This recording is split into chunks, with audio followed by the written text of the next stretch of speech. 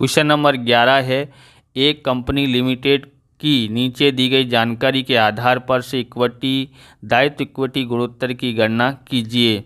तो लेनदार है यहाँ पर 1,60,000, देनी हुंडी है 1,40,000, अद्यत खर्च है 1,00,000, गैर चालू संपत्तियाँ 12 लाख, चालू संपत्तियाँ 10 लाख, कुल दायित्व है यहाँ पर 10 लाख लिखा हुआ है। ओके, तो हम लोग यहाँ पर क्या करेंगे, सबसे पहले हमको ये पता ही नहीं है कि हमारे पास बराबर क्या नहीं है, दायित्व तो नहीं ज्ञात बता लगा सकते हो इक्विटी, तो उसके लिए हम पक्की तलपट बनाएंगे तब उससे पता पड़ेगा। कुल दायित्व तो दिया गया है, तो यहाँ पर कुल दायित्व में ये हमारे चालू दायित्व 1 2 3 बराबर, इनको इसमें से घटा देंगे तो हमको बिन चालू दायित्व प्राप्त हो जाएंगे। और पक्की तलपट की सहायता से हमको इक्विटी जो कि अंशधारकों के फंड है वो ज्ञात करने के लिए पक्की तलपट ज़रूर बनाना पड़ेगा। चलिए देखते हैं, सॉल्यूशन करते हैं।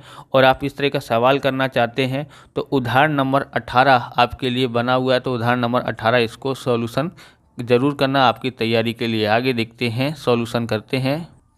तो 11वां है, सॉल्यूशन कर रहे हैं। ओके, क्वेश्चन नंबर 11 क्या है सूत्र इसका, तो दायित्व के दायित्व इक्विटी गुणोत्तर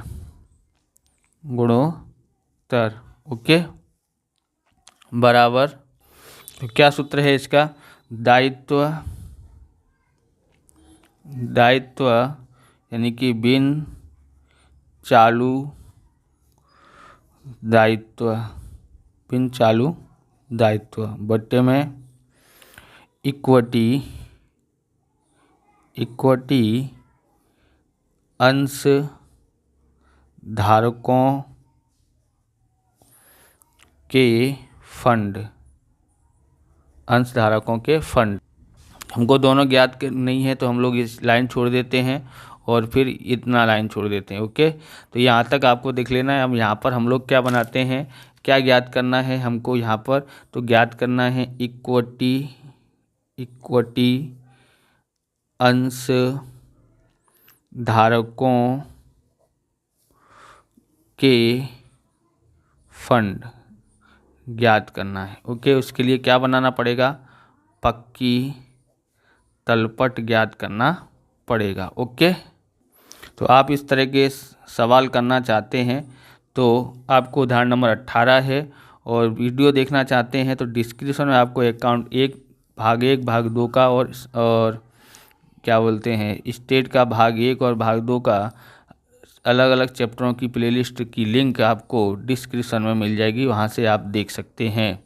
चैनल पर नए, चैनल को सब्सक्राइब करना, क्योंकि हम इस प्रकार के वीडियो आपके लिए बनाते रहते हैं। और लाइक करने के बाद अगर आपको हाइप का बटन दिखाई देता है तो आप हाइप भी कर दीजिएगा। ओके, तो सबसे पहले हमको यहाँ लिख देना है इक्विटी। ओके, थोड़ा ज़्यादा है, इसके लिए हमको थोड़ा ध्यान रखना पड़ेगा। इक्विटी है यहाँ पर लिखना हो तो, और यहाँ पर लिख देते हैं, और 1-2 लाइन इसमें ज्ञाती करना है तो पूरी रकम मिलेगी, इसलिए एक ही लाइन छोड़ो चलेगा। यहाँ पर लिख देते हैं चालू दायित्व।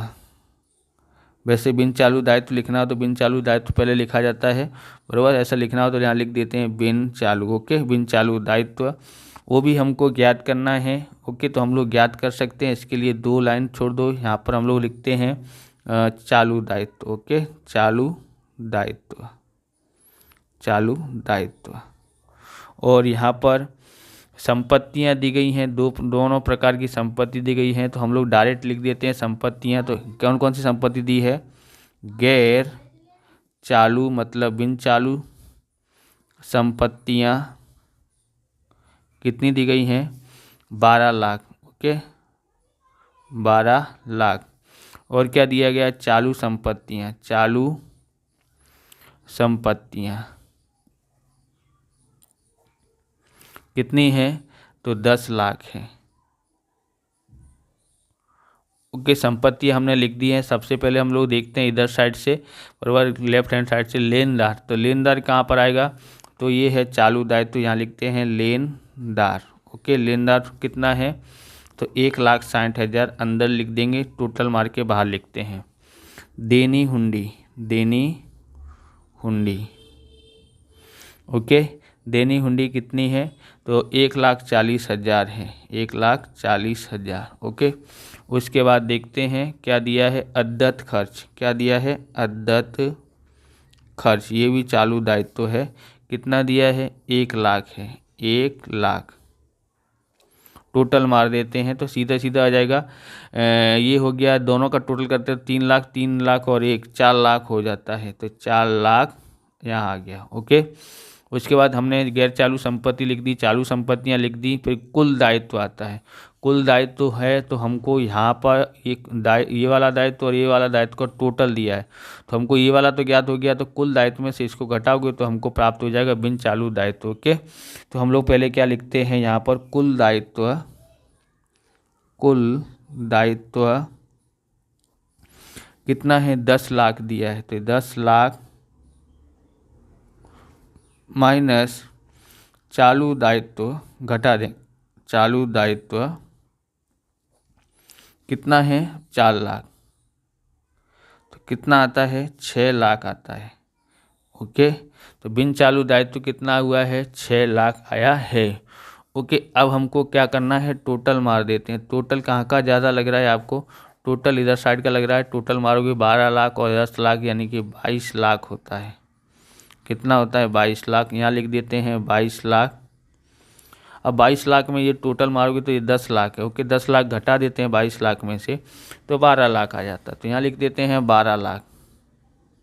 12,00,000 ये हमने ज्ञात किया है। ऐसे आपको इस परीक्षा में नहीं करना है, ऐसे आपको अभी चौपड़े में करके रखना है, क्योंकि हमने ये ज्ञात किया जिससे आप परीक्षा के टाइम पे सॉल्यूशन करने बैठो, समझने बैठो, तब आपको समझ में आया ना, ये ज्ञात किया हुआ है। ओके, अब हमको पता पड़ गया है ये दायित्व जो आया था कितना आया था।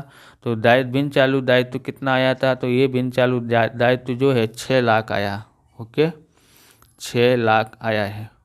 और चालू दायित्व कितना आया है, तो सॉरी, इक्विटी अंशधारकों के फंड कितने आए हैं, तो 12,00,000 आए हैं। कितने आए हैं, 12,00,000।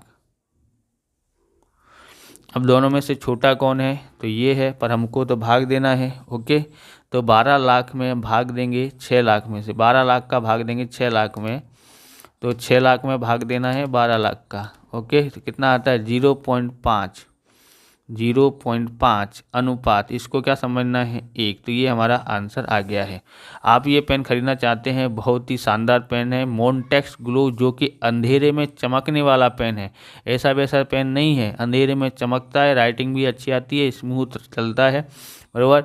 ग्रिप भी इसकी अच्छी है, शानदार इस तरह की ग्रिप है जिससे पकड़ने में आसानी होता है। तो आप पेन खरीदना चाहते हैं तो आपको कहाँ मिल जाएगा, तो डिस्क्रिप्शन मिल जाएगा, अथवा तो वीडियो के नीचे लिंक दिए वहाँ से आप खरीद सकते हैं। और चैनल पर नए हैं तो चैनल को भी सब्सक्राइब कर लेना, बराबर। इस तरह से हमने इसको सॉल्यूशन कर दिया है, बराबर।